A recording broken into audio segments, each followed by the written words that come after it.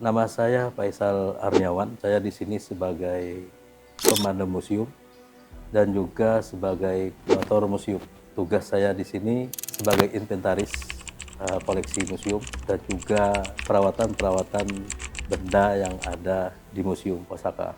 Sejarah Museum Wajah Sampai Kebuting itu berdiri atas pemikiran dari Bapak Saripudin. Beliau adalah kepala Museum Lampung Mangkurat sebelumnya yang ada di Banjarbaru. Jadi menurut cerita beliau, sewaktu beliau mengumpulkan koleksi benda-benda bersejarah untuk keperluan Museum Lampung Mangkurat, beliau banyak mendapatkan peninggalan atau benda-benda yang berhubungan dengan perjuangan rakyat Kalimantan Selatan. Jadi beliau punya ide bagaimana kalau di Banjarmasin dibangun sebuah museum. Jadi dari sanalah beliau mengajukan kepada gubernur, waktu itu gubernurnya Insinyur Haji Muhammad Said, dan ide beliau ditanggapi oleh gubernur, dan kemudian sesuai dengan arahan gubernur dibentuklah sebuah tim untuk pendirian Museum Osaka. Setelah dibentuk tim, mereka itu mulai bekerja tahun 1989. Awal pertama peresmian itu tahun 1990. Itu rencana awal. Cuman karena tertunda, karena belum siap, jadi diundur 1 tahun. Jadi tanggal 10 November 1991 baru museum ini berdiri secara resmi, yang diresmikan pada waktu itu oleh Insinyur Haji Muhammad Said. Awal pendirian Museum Osaka itu menurut Bapak Mugeni, beliau adalah salah satu tim yang ikut mendirikan museum ini. Beliau cerita ke saya itu, waktu itu ada 4 nama museum yang diajukan ke gubernur. Jadi pertama itu Wajah Sampai Keputing, yang kedua Lanting Kota Mara, yang ketiga Bayan Begok, yang keempat Bumi Antasari. Dan itu semua berhubungan dengan Pangeran Antasari dari 4 nama itu. Dan gubernur memilih Museum Wajah Sampai Keputing. Dan ini mempunyai arti berjuang sampai tetes darah penghabisan. Karena ini adalah semboyan dari Pangeran Antasari sewaktu Perang Banjar. Karena menyerah Wajah Sampai Keputing. Jadi itulah yang diambil gubernur. Untuk cerita atau sejarah dari semua koleksi yang ada di Museum Osaka itu sebenarnya mempunyai cerita-cerita tersendiri.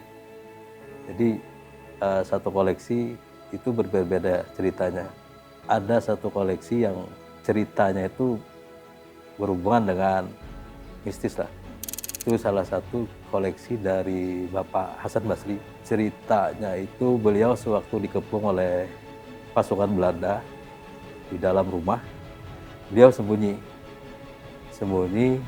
di bakul, namanya itu bakul kayang-kayang. Dan koleksinya ada di kami pajang di sini. Dulu bakul itu tingginya 1 meter, dan beliau sembunyi di dalam bakul. Belanda waktu masuk ke rumah, Belanda itu lihat di dalam, ngebuka bakul itu, cuman Hasan Basri nggak kelihatan. Untuk masterpiece Museum Osaka, kami baru membuat itu tahun 2022 kalau nggak salah ya, koleksi Hasan Basri. Jadi khusus 1 vitrin itu koleksi Bapak Hasan Basri.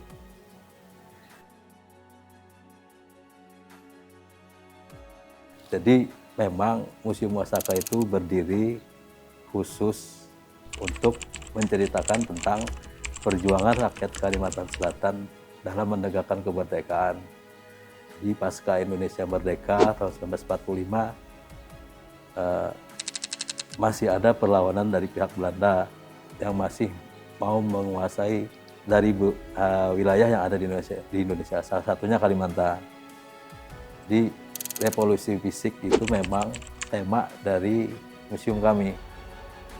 Jadi koleksi-koleksi, mungkin ada pengunjung yang membaca dari deskripsi yang ada di samping koleksi itu tertulis pernah digunakan pada saat revolusi fisik. Memang koleksi yang ada di sini itu berhubungan dengan perjuangan rakyat Kalimantan Selatan dalam halnya revolusi fisik. Untuk kegiatan Museum Wasaka di tahun 2025 yang baru saja kami laksanakan, itu sudah ada beberapa kegiatan. Pertama, lomba teater petilan tentang perjuangan. Yang kedua, lomba sumpit, permainan tradisional. Yang ketiga, lomba melukis, itu terkait dengan lomba atau kegiatan secara umum untuk masyarakat umum. Ada lagi kegiatan kami ini khusus kegiatan museum, yaitu perawatan koleksi. Jadi ada 4 kegiatan yang sudah kami laksanakan di Museum Wasaka. Untuk perawatan koleksi museum, kami itu ada kerjasama dengan pihak luar. Pertama itu dari pensiunan Museum Lampung Mangkurat, 5 orang. Yang kedua itu kami kerjasama dengan komunitas Wasaka, Warisan Pusaka Banua. Itu juga terdiri dari 5 orang. Jadi tiap tahun kami mendatangkan 2 mitra kerja kami itu. Dan untuk bahannya itu kami ada yang menggunakan bahan tradisional, ada juga menggunakan bahan kimia. Kalau untuk bahan tradisional, kami biasanya menggunakan di senjata-senjata tradisional seperti parang, pisau, keris, andau. Kenapa? Karena kami juga menjaga supaya koleksi ini tidak berkurang ininya, besinya tidak dimakan. Kalau kami menggunakan bahan kimia mungkin lambat laun itu akan rusak karena termakan oleh bahan-bahan kimia tadi. Harapan kami untuk masa depan, museum itu bisa berperan sebagai sarana edukasi. Karena museum itu termasuk sarana edukasi di luar sekolah.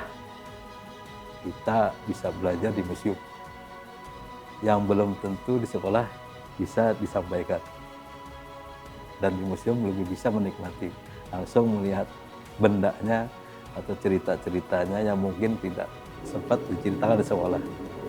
Harapan kami itu, semoga museum menjadi sarana edukasi untuk masyarakat banyak.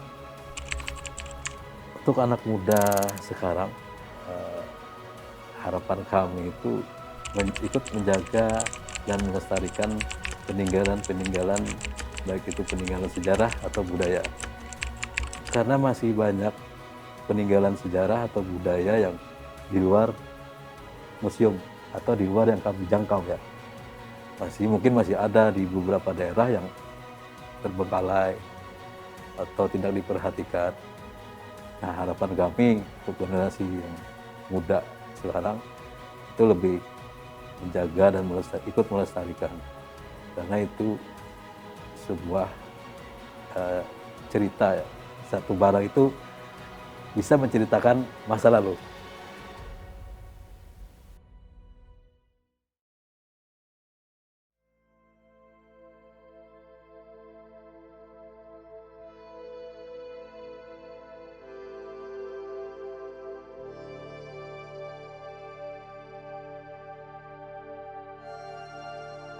Nama ulun Widya Sari Soleha, asal dari Banjarmasin.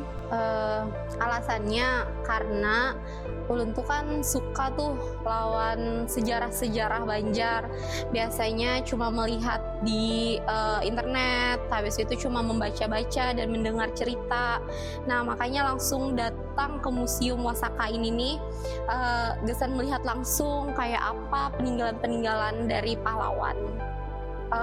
Menurut ulun dari pahlawan kita Hasan Basri itu ulun melihat langsung kayak apa kerisnya Hasan Basri, terus tuh kayak apa pakaiannya dan bakulnya. Nah, itu menurut ulun kayak kita tuh merasa berada di zaman itu kayak itu. Nah, jadi dapat banget feel-nya.